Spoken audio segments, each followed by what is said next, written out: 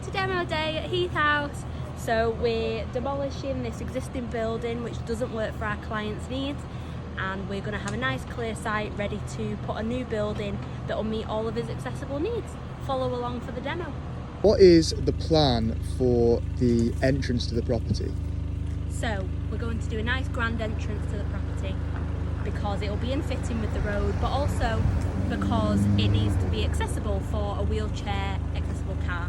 So we're going to be blocking up this existing entrance with more hedgerow, and then we're going to be bringing in a new hedge just further down, and that's going to come through and connect to the new entrance, which will be just over there. How are we making this project fully accessible for a wheelchair user?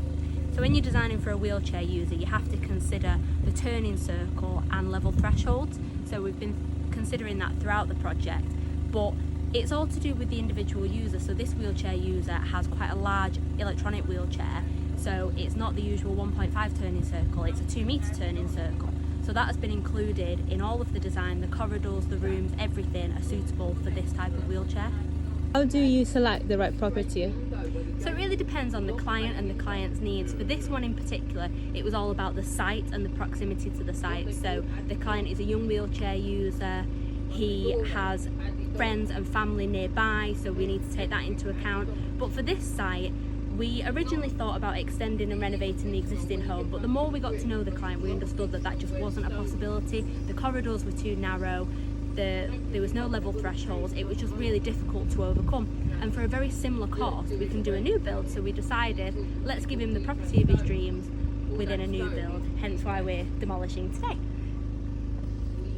So in Heath House, we've made sure to have Hoist throughout. We thought this really important for the lifetime element of this home. So he doesn't necessarily need Hoist access currently, but in 10 years time, 30 years time, we're not entirely sure what his needs are going to be. So we've ensured that hoists are there and they don't need to be installed then, he doesn't need to be disturbed later on.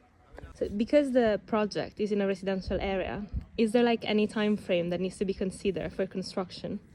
Yeah, so we try and keep demolition and all construction within sociable hours. So generally we don't go outside the times of 8 AM till 6 PM. And what we also try to do is we go around and tell all the neighbours. So I personally have knocked on to the neighbours and told them that there will be a demolition, and so has the client, just to make sure that everyone is happy. This is going to be our client's lifetime home, so we don't want to upset neighbours, we want to become a part of the community, so we've made sure that everyone is aware.